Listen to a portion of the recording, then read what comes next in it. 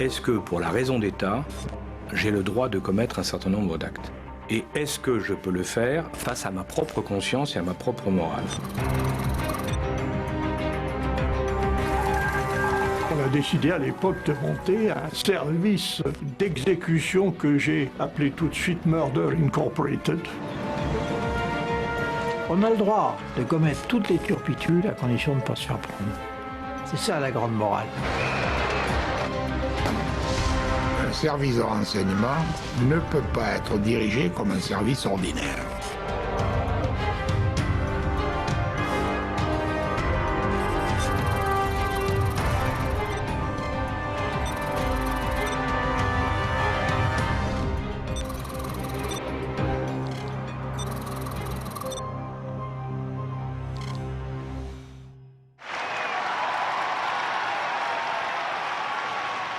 En mai 1981, François Mitterrand est élu président de la République.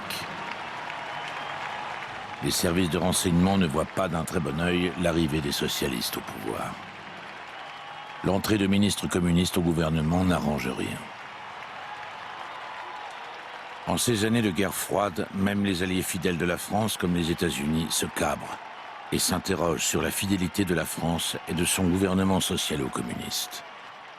Le numéro 2 américain à l'Élysée, George Bush, vice-président, a déjeuné aujourd'hui avec François Mitterrand. Justement, la présence de ministres communistes au gouvernement français a été l'un des premiers sujets de discussion avec François Mitterrand. Our European allies are sovereign nations, and the decision on how they are governed rests with their citizens and with their elected representatives. However, the position of the United States on the subject of communist participation in the governments of our allies is well known. François Mitterrand doit gérer cette crise avec les États-Unis.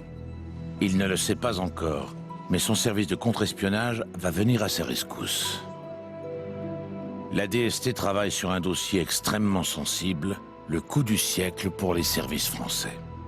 Une affaire qui va rehausser le prestige du nouveau président auprès des Américains et leur faire comprendre qu'il ne transige pas avec les espions de Moscou. Son nom, Farewell.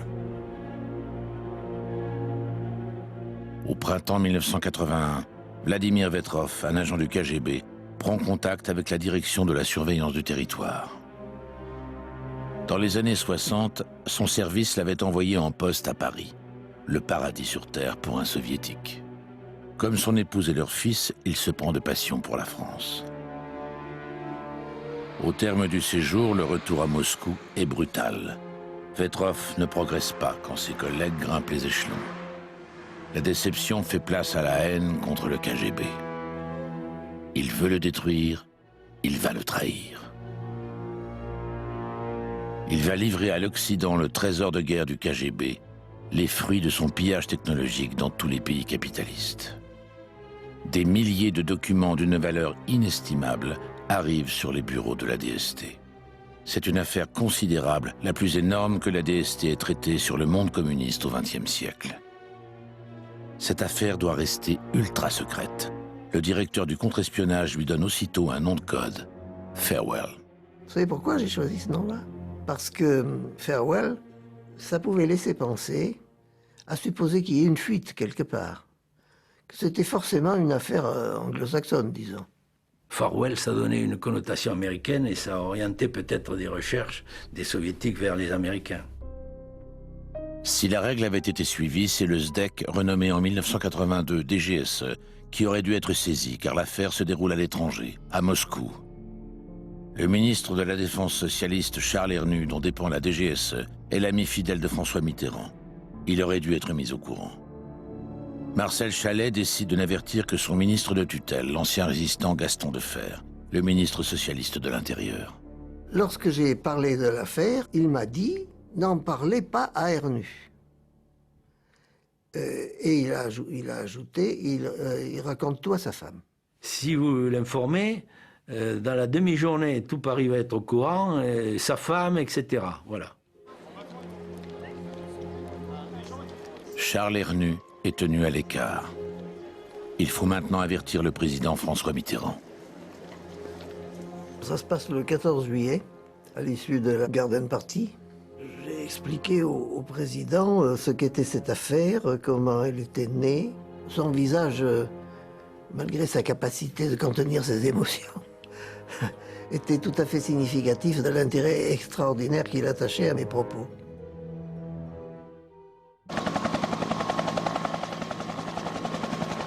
Le 19 juillet, 5 jours après avoir été mis au courant, François Mitterrand se rend au sommet du G7 à Ottawa.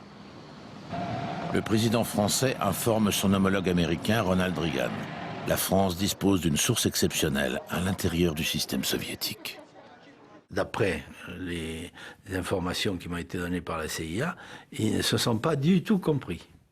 Du tout compris.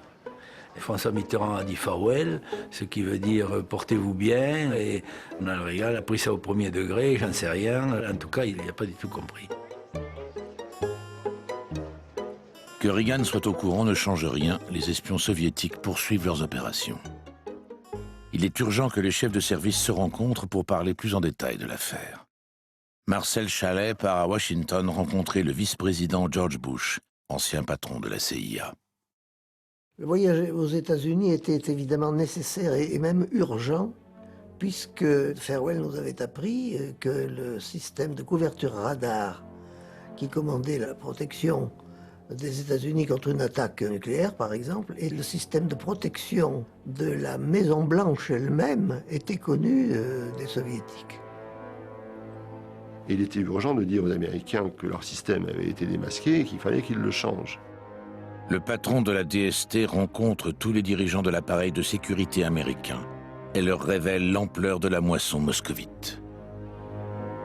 Cette révélation, ils la reçoivent avec une extrême surprise. George Bush a dit que c'était probablement une des percées les plus significatives depuis la Seconde Guerre mondiale dans le système soviétique.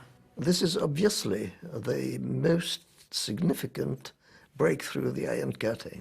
J'ai entendu ça avec beaucoup de plaisir, mais ça correspondait bien à l'image que je m'étais déjà faite de cette affaire et des perspectives qu'elle offrait. Bien que l'affaire se déroule depuis près de 2 ans à l'extérieur du territoire, le nouveau directeur de la DGSE, l'amiral Pierre Lacoste, n'est pas davantage mis au courant que son prédécesseur. La DST ne m'a pas mis au courant de l'affaire Farewell. Ça n'a pas effleuré notre esprit, monsieur. Hein? Ça n'a pas effleuré notre esprit. Et j'ai le souvenir d'une scène absolument fantastique où un colonel de la DGSE, qui était chargé du contre-espionnage, il me dit, vous savez, à Moscou, c'est impossible de traiter la moindre affaire. À 1,50 m dans mon coffre, et il y avait 300 ou 400 documents de l'affaire Farewell. Vous lui avez rien dit?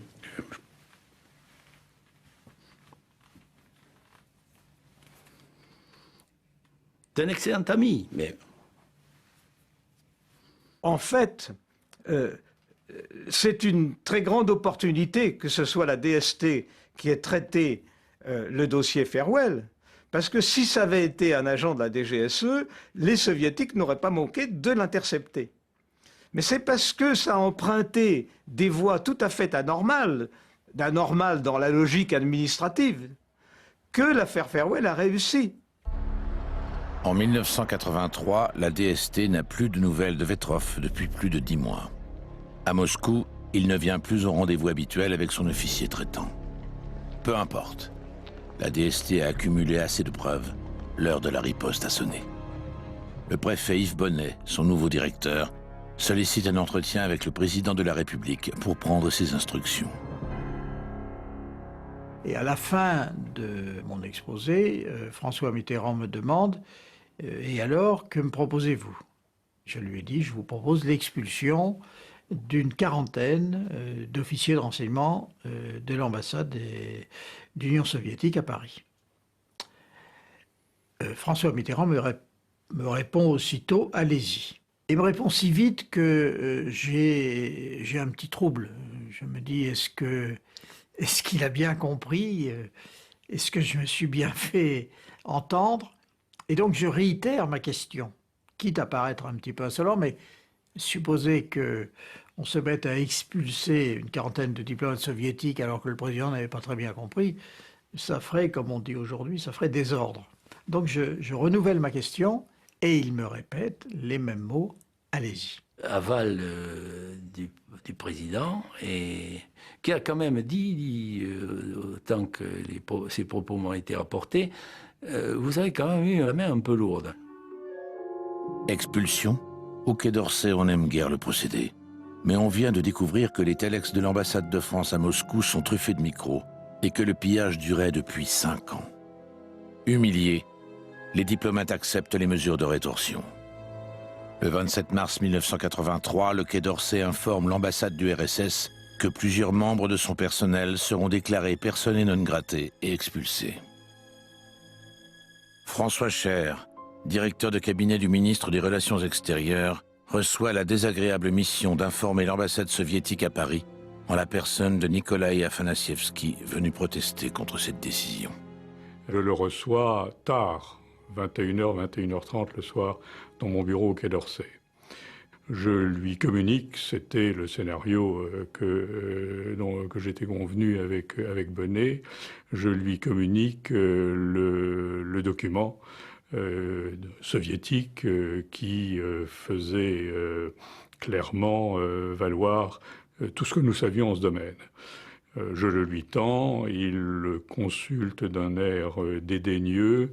Quand le haut fonctionnaire du ministère français des Affaires étrangères a convoqué l'ambassadeur russe à Paris, en lui disant « Monsieur l'ambassadeur, vous faites de l'espionnage, c'est inadmissible, voilà la preuve ». Et il lui a montré un rapport ultra secret fourni par Farwell. Qu'est-ce qui s'est passé de l'autre côté? L'ambassadeur était tout sauf un idiot, surtout qu'à l'époque, les ambassadeurs russes, ils en savaient un bout sur les services.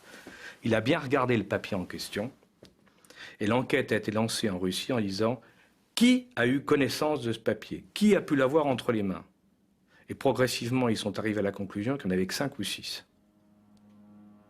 Farwell était mort.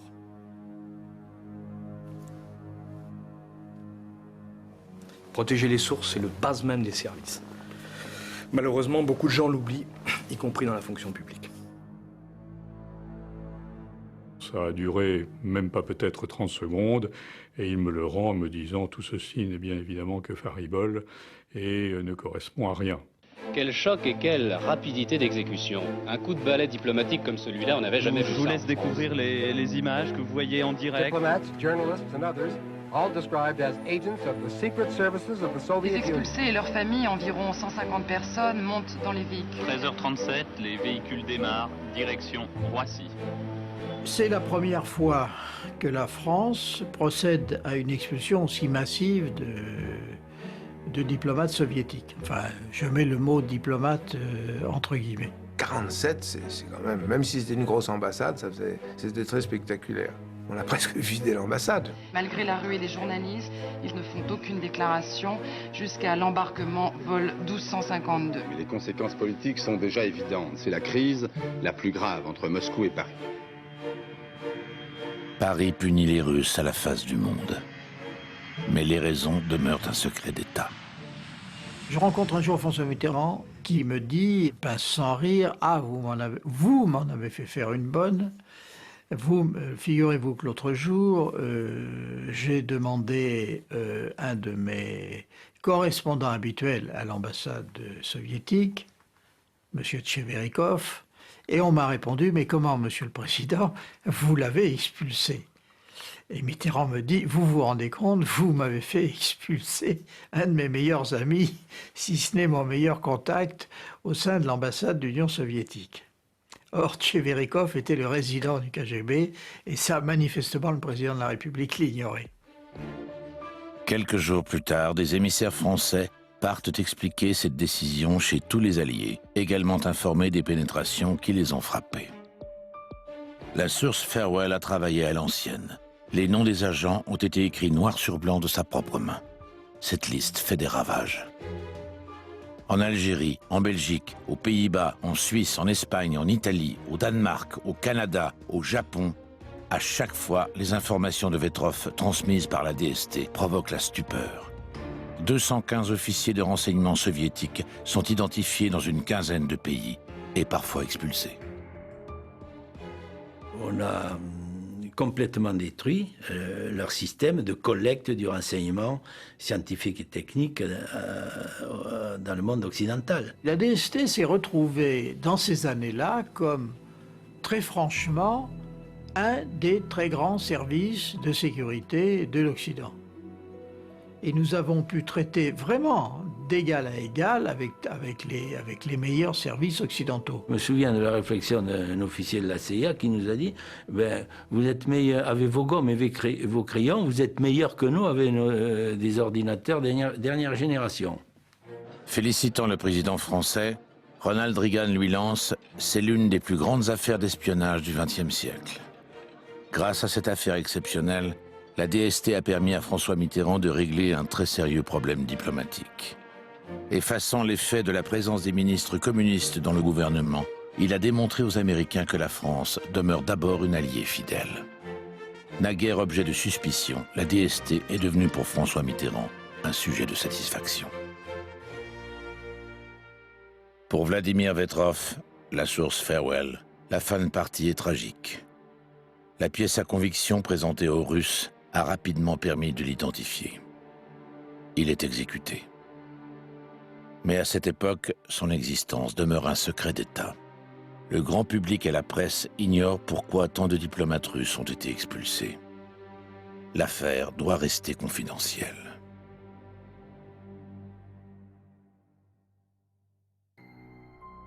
Deux ans plus tard, en 1985, Yves Bonnet constate que les espions russes ont repris du service. Il veut leur donner une leçon. En contradiction avec les ordres reçus, il prend l'initiative inédite d'ouvrir sa porte au journal Le Monde et à TF1 pour leur présenter des preuves.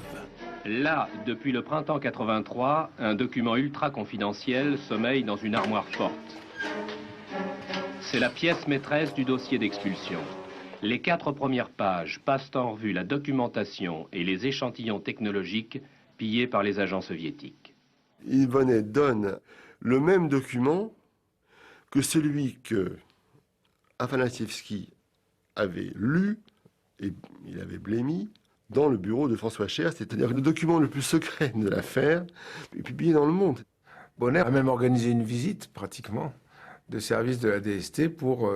Alors, lui il disait que c'était pour l'intérêt de la maison, pour l'image de la DST, donc du ministère de l'Intérieur et donc de vous, monsieur le ministre.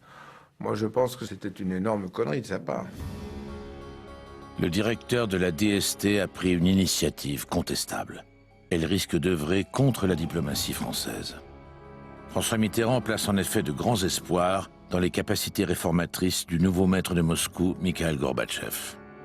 L'initiative d'Yves Bonnet risque de jeter à terre la relation franco-soviétique. Lorsque François Mitterrand lit Le Monde, avec l'article de Plenel, c'est un déchaînement de fureur. Ah bah ça l'a stupéfait. Il était sidéré. Il a commencé à m'engueuler. Je dis, bah oui, d'accord, engueulez-moi. Mais enfin, c'est pas moi qui ai nommé Bonnet. Et après ça, quand il continue à m'engueuler, je lui dis, mais attendez, moi, je suis dans ce cas-là, pour Bonnet, on le vire demain matin. On le remplace au Conseil des ministres suivant. Ah non, parce que, vous comprenez, c'est quand même quelqu'un que, etc. Alors tout le monde s'émeut. Le secrétaire général de l'Élysée, Bianco, m'appelle. Extrêmement agressif, hein, pour ne pas dire, et menaçant, pour ne pas dire davantage. Et évidemment, à ce moment-là, mon trône, si trône il y a, fait beaucoup plus que vaciller. François Mitterrand ne pardonne pas. En cherchant à faire valoir ses efforts et ses succès, la DST convainc surtout le président qu'elle complote contre lui, afin de gêner le rapprochement franco-soviétique. Décidément, le malentendu entre service et pouvoir est profond. Yves Bonnet est remercié. L'événement de 85 a complètement détruit ce qui avait été construit avant. C'est-à-dire qu'on avait rétabli en quelque sorte le courant entre le pouvoir politique et la DST. Tout d'un coup, tout s'écroulait.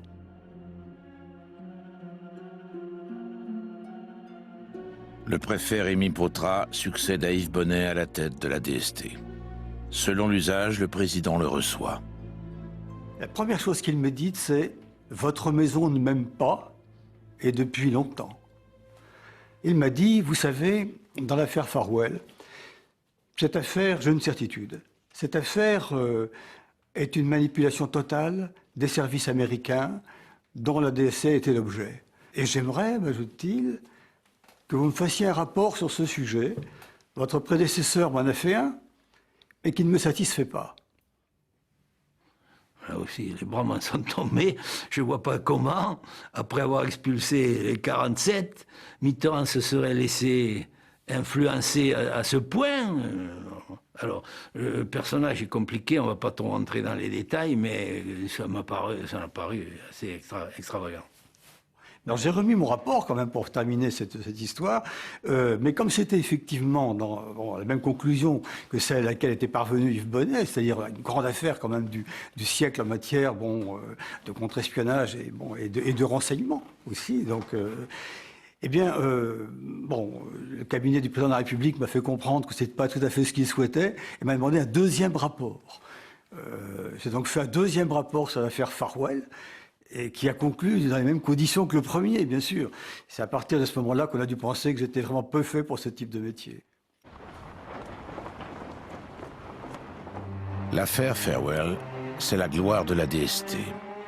Sa gestion illustre cependant la relation toujours difficile entre les politiques et les services. Grâce à la DST, François Mitterrand a joué du gros bâton contre les espions de Moscou.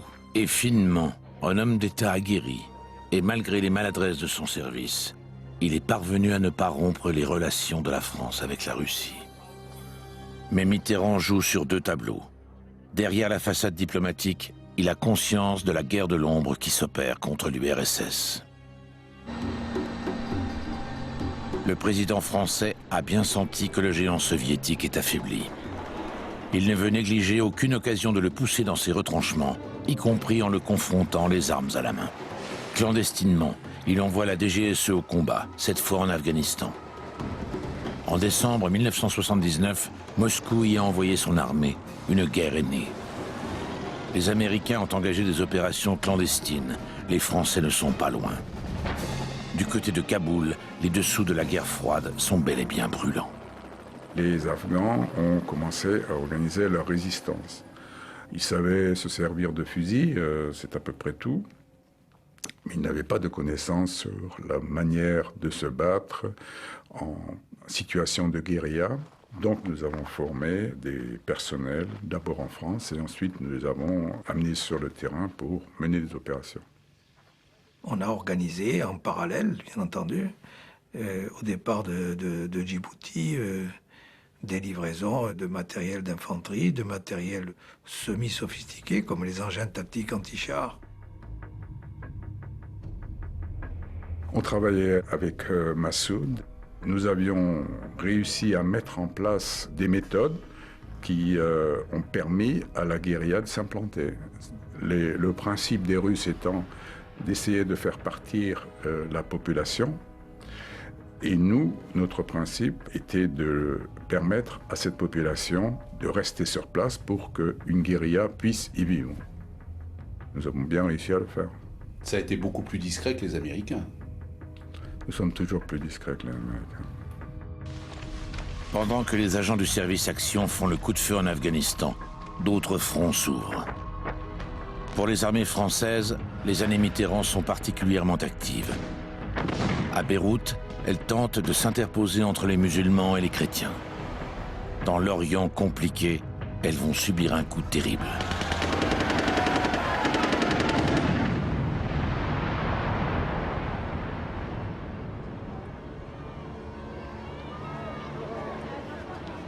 Le 23 octobre 1983, à Beyrouth, les armées françaises et américaines sont la cible d'un double attentat dévastateur. Le casernement des Marines est touché, de même que l'immeuble Drakkar qui abrite les forces françaises. 241 Marines américains sont tués, ainsi que 58 parachutistes français. Un massacre.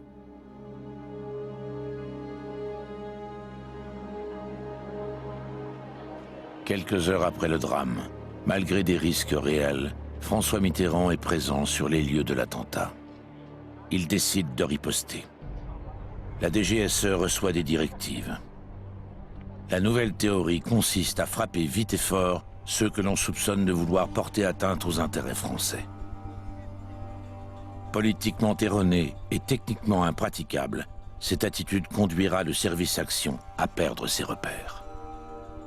Le président de la République a souhaité qu'on marque le coup vis-à-vis des initiateurs de cette affaire. Nous étions persuadés à la DGSE, et moi j'ai partagé cette conviction, que les véritables responsables étaient les Iraniens, que c'était à l'ambassade d'Iran de Beyrouth que les choses se passaient.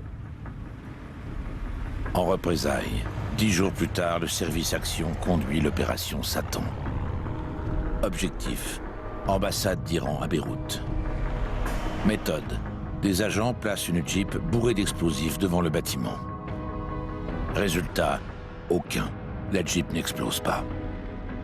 Quand on voit que ça ne se déroule pas comme on veut, donc on passe sur, j'allais dire, le plan B, pour utiliser une formule habituelle. Donc on envoie un projectile de bazooka qui fait but et l'explosif n'explose pas. Alors que quelquefois des explosifs se mettent à exploser dans des conditions qui ne sont pas prévues. Et bon, voilà, ça fait partie des impondérables qui peuvent arriver dans la vie. C'était catastrophique, quoi. Je veux dire, on n'avait pas réussi à faire exploser la Jeep, elle n'avait pas explosé. Après, ils avaient essayé de tirer dessus au bazooka, ça n'a pas explosé non plus. Et puis, enfin, il y avait carrément l'adresse du concessionnaire qui avait vendu la Jeep. François Mitterrand a dû, comme à son habitude, hausser les sourcils en disant « bande d'imbéciles ». Il est furieux, mais je pense qu'il a dû considérer que décidément, c'était pas très doué. La presse n'aura pas connaissance de l'affaire.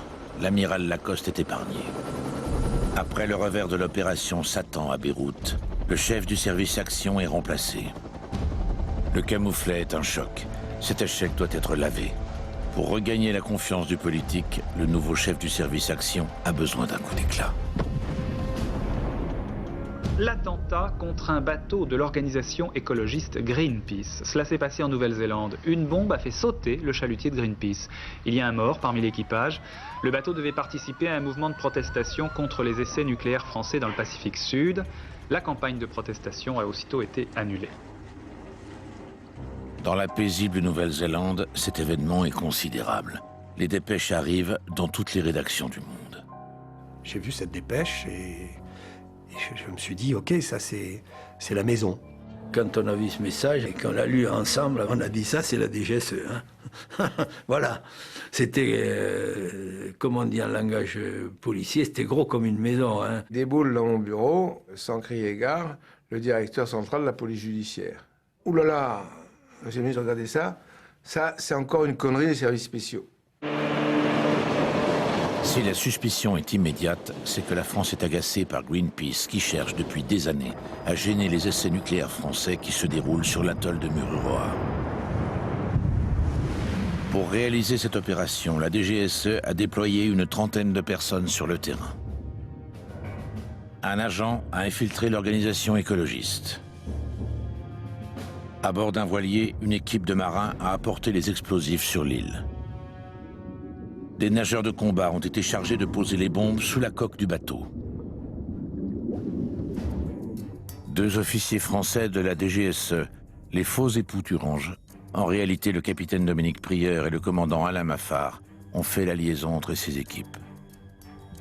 Malgré ces moyens colossaux, c'est un fiasco. La DGSE a tué un homme et les faux époux Turange sont arrêtés et interrogés par la police néo-zélandaise. Chaque fois, on était parvenu à les neutraliser, sans mort d'homme et sans scandale. C'était du niveau du sucre dans le réservoir d'essence. C'était pas spectaculaire, mais les gens de Greenpeace recevaient le message 5 sur 5. Une opération de ce type a été étudiée par les plongeurs, et elle avait leur préférence. Mais elle a été refusée. Le nouveau chef du service action veut mettre en avant le savoir-faire de son unité, donc sa propre valeur. Il leur ordonne de préparer une action spectaculaire et violente qui vise à couler le navire dans le port d'Auckland à l'aide d'explosifs. Mais une telle mission doit être validée par le pouvoir politique. Il faut dégager des fonds spéciaux. Qui a pu accepter d'utiliser de si gros moyens contre des écologistes? Charles Hernu, le ministre de la Défense qui contrôle la DGSE. Laurent Fabius, le Premier ministre, qui accorde les fonds spéciaux, ou le président François Mitterrand, chef des armées. L'amiral Lacoste soutient qu'il en a parlé au président de la République et qu'il a donné son feu vert. Mais il a donné son feu vert à quoi? Il a donné son feu vert à prendre toutes les mesures pour que la campagne de Greenpeace ne gêne pas les essais nucléaires à Muroa. Si c'est ça la question, la réponse est probablement oui. Bon. Couler dans le port d'Auckland un bateau de Greenpeace, ça probablement non. Il n'y a pas de place pour le doute. François Mitterrand a approuvé une opération contre Greenpeace afin d'empêcher que les écologistes gênent les essais nucléaires. Mais qui a défini les modalités et organisé une opération aussi détonnante? Le ministre de la Défense, Charles Hernu, traverse à ce moment-là de graves problèmes, mêlant alcoolisme et sentiment d'invulnérabilité. C'est lui qui donne le feu vert à cette opération aberrante, envoyé par le fond un vieux chalutier qui voulait gêner des essais nucléaires.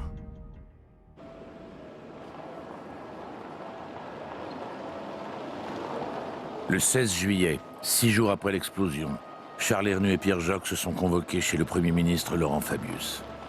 La discussion est brève. Fabius, j'espère que nous n'avons pas fait cette connerie. Je vous préviens, je ne couvrirai pas. Hernu dément toute participation.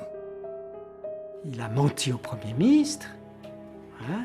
Il a menti au Premier ministre. Moi, j'ai entendu. Donc, j'ai entendu mentir. Donc, je suis là quand il ment. Bon. Il dit quoi? Hein? Il dit au Premier ministre que ce sont les Anglais. Hernu ne ment pas seulement au Premier ministre. Il tient le même discours devant le président. J'ai eu vraiment la scène la plus pénible de ma vie quand j'ai vu Charles Hernu dire que c'était probable, on avait l'assurance que c'était un coup des Anglais montés contre nous, et qui suait à grosses gouttes dans le bureau du président de la République. Transpirer. Dans cette affaire-là, mon ministre, qui était Charles Hernu, était parfaitement au courant, puisque c'est lui qui m'avait demandé de le faire. Il y avait une solution, c'était la solution classique dans les rapports entre services secrets. On peut contacter le service secret adverse et on peut dire on a un pépin, on a fait une connerie, combien, qu'est-ce qu'on fait? Je vois Alexandre de Maranche au Travelers à cette époque-là.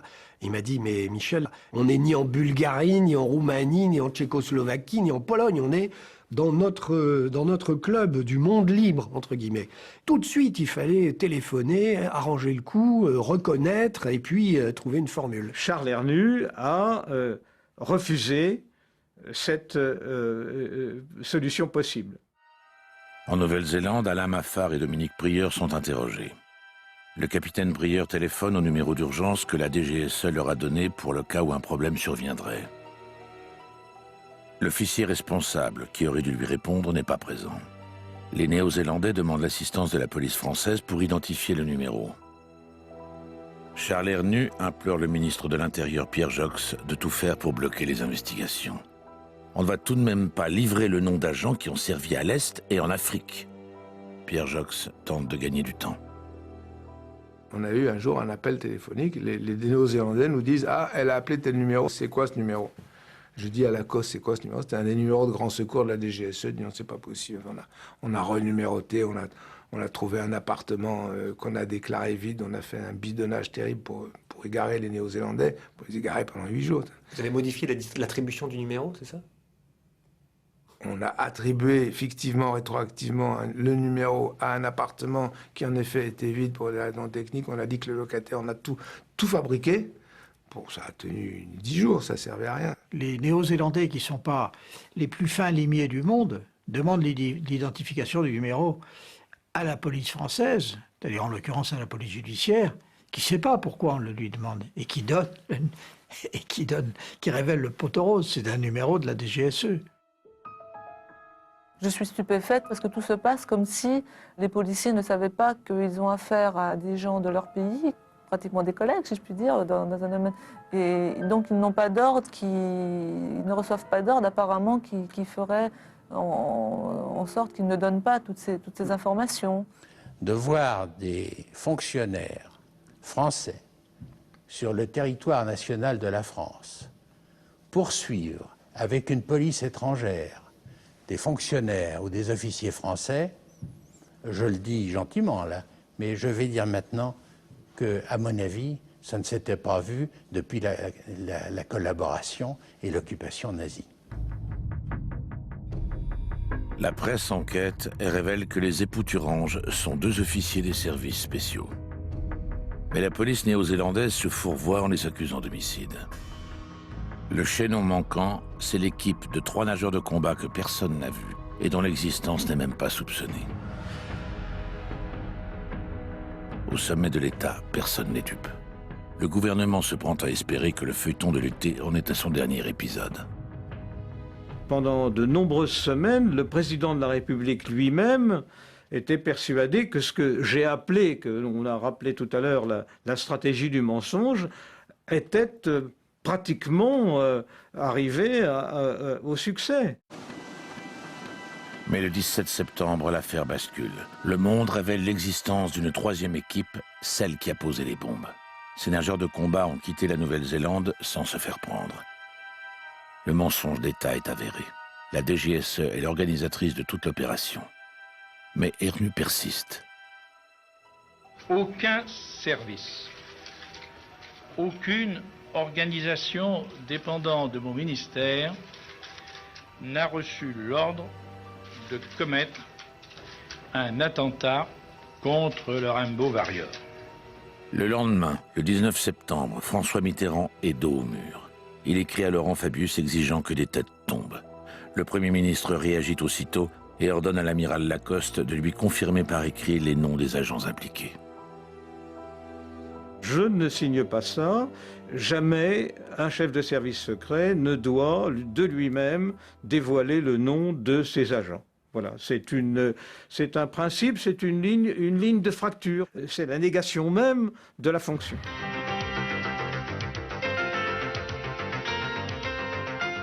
Charles Ernu, ministre de la Défense, a démissionné ce matin. L'amiral Lacoste, directeur des services secrets, est limogé.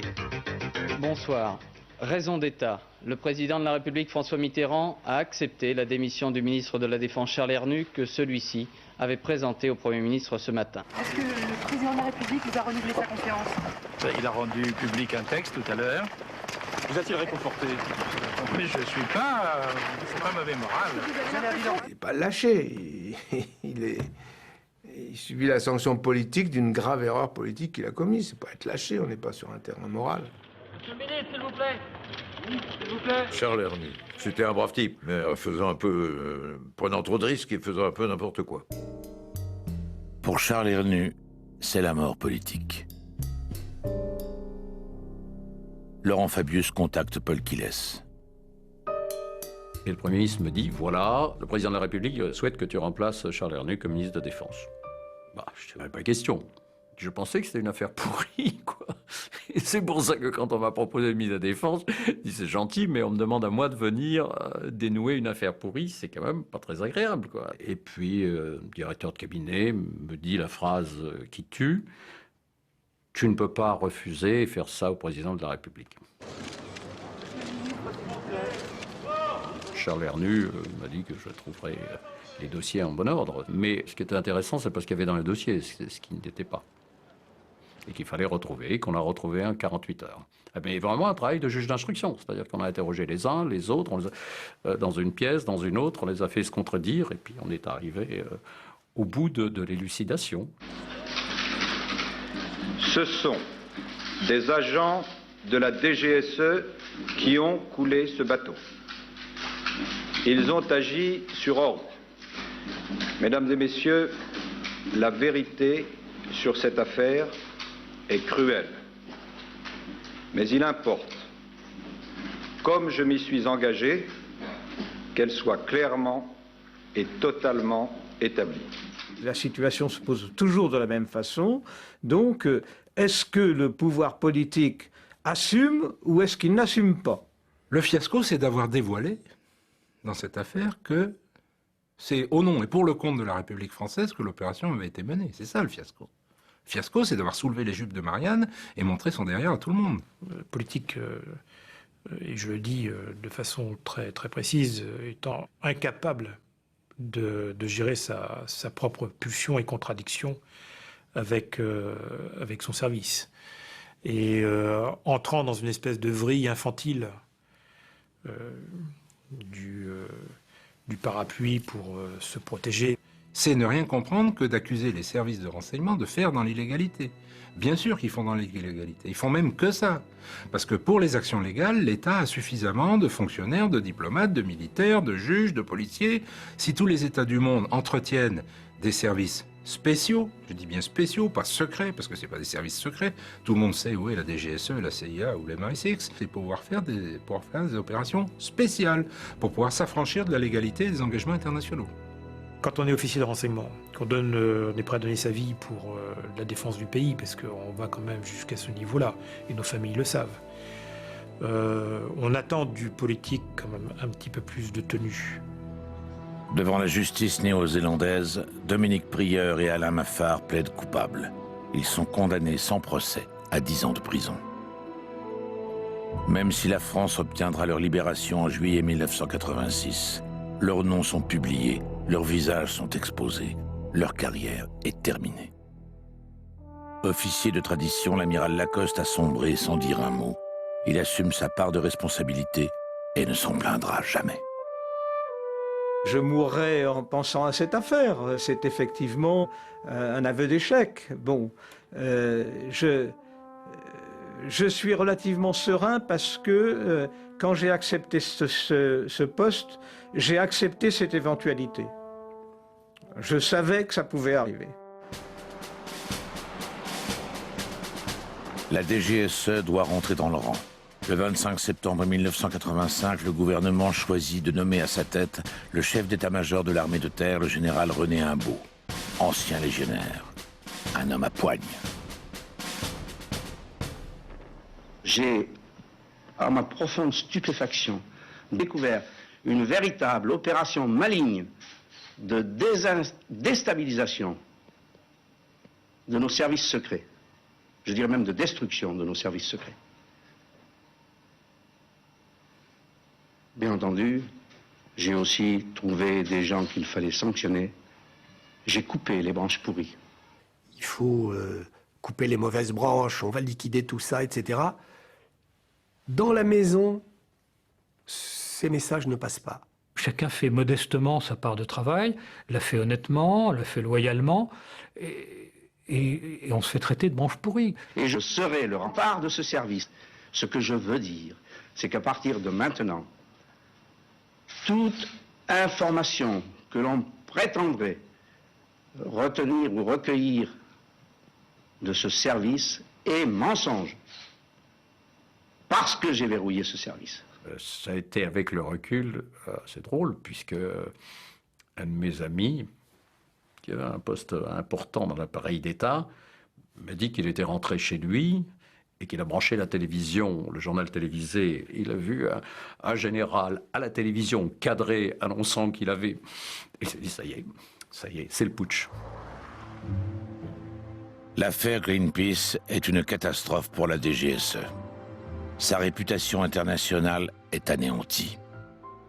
Les nageurs de combat quittent leur base d'Aspletto en Corse pour celle de Kellern en Bretagne. Ils le vivent comme une punition.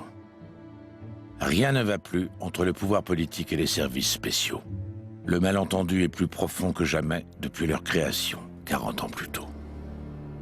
Pour François Mitterrand, la confiance est définitivement rompue. Il assure à Jacques Attali: ce qui m'attriste, ce n'est pas l'ordre donné, mais c'est la tragique incompétence dont a témoigné son exécution. Mais il est vrai qu'avec la bêtise, on ne peut jamais savoir où l'on va. La gestion de l'affaire Greenpeace par les socialistes pèsera lourd 6 mois plus tard, lors des élections législatives que remporte la droite, derrière Jacques Chirac.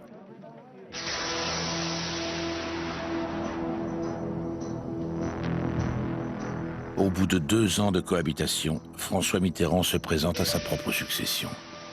Face à lui, son Premier ministre Jacques Chirac décide de ne pas faire de l'affaire Greenpeace un sujet de campagne.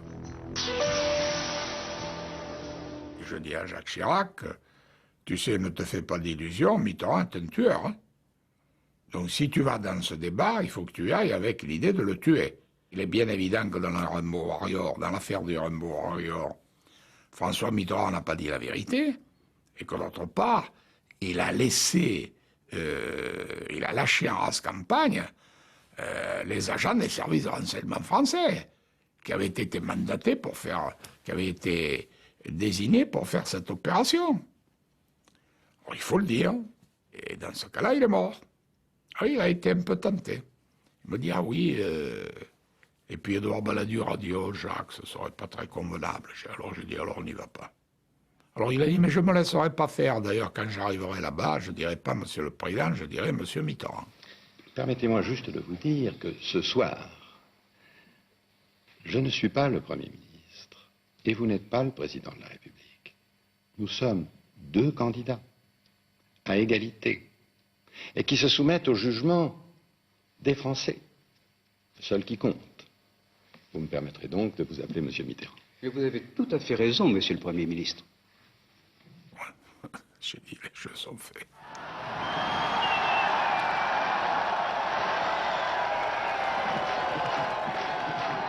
En 1988, François Mitterrand est réélu président de la République. Michel Rocard est nommé Premier ministre. Il éprouve un grand intérêt pour les affaires de renseignement.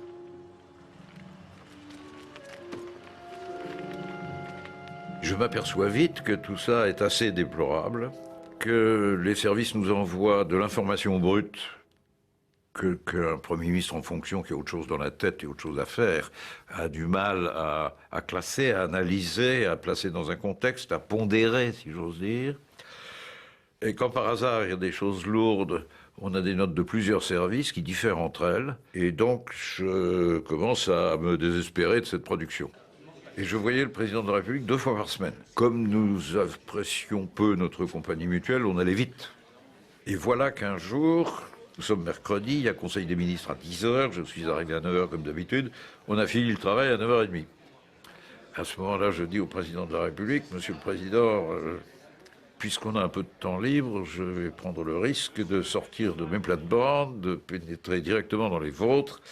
Alors ça l'amuse, et du coup, il cesse de signer le parapheur qu'il était en train de signer, il me regarde, il pose son stylo, et il me dit, qu'est-ce qui vous arrive ? Et je lâche, Monsieur le Président de la République, je voudrais procéder à une réforme des services spéciaux. À ce seul mot, il me coupe, et me dit tout de suite cette phrase inouïe, « Ah, mon grand échec !» Alors il réfléchit, un peu furieux de me voir comme ça doit durer une dizaine de minutes, cette conversation. Puis à la fin, dans un grand sourire, il n'a pas repris son stylo, il n'a pas repris son parapheur, il me regarde et puis il me dit « Si ça vous amuse ».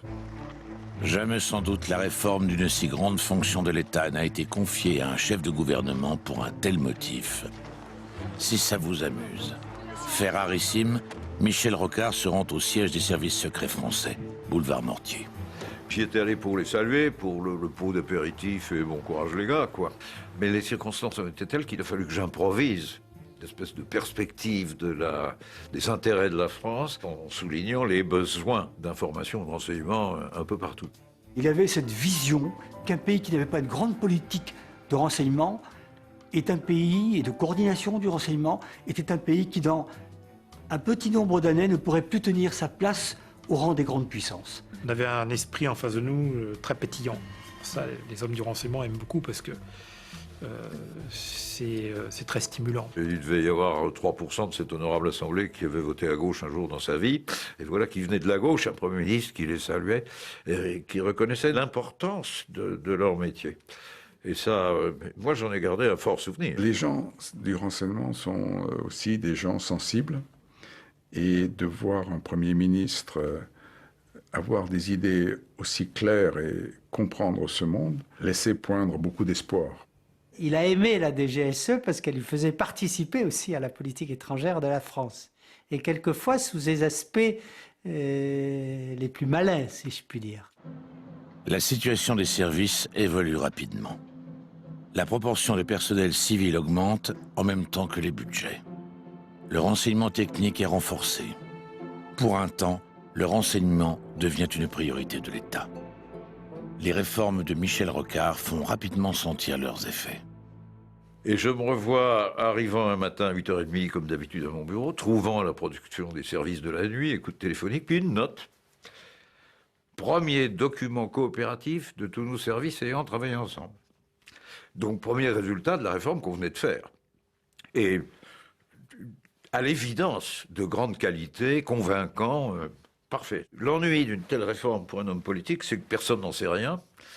Il y a eu juste quelques publications au journal officiel, et puis c'est tout. Et le bénéfice électoral est absolument nul. Mais la France marche un peu mieux. Farewell, Greenpeace.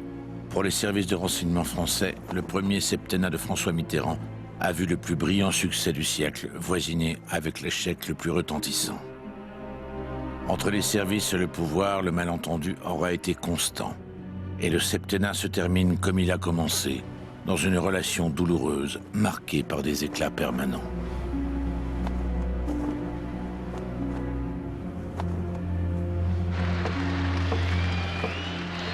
Quelques mois plus tard, un événement historique fait passer ces dissensions au second plan. Le 9 novembre 1989, le mur de Berlin s'effondre 28 ans après sa construction. Ce bouleversement est synonyme de la fin de la guerre froide. Les services secrets auraient-ils pu le prédire? Depuis 1945, ils luttaient contre le communisme. Sans adversaire, ils sont désemparés. Quelles seront désormais leurs nouvelles raisons d'exister?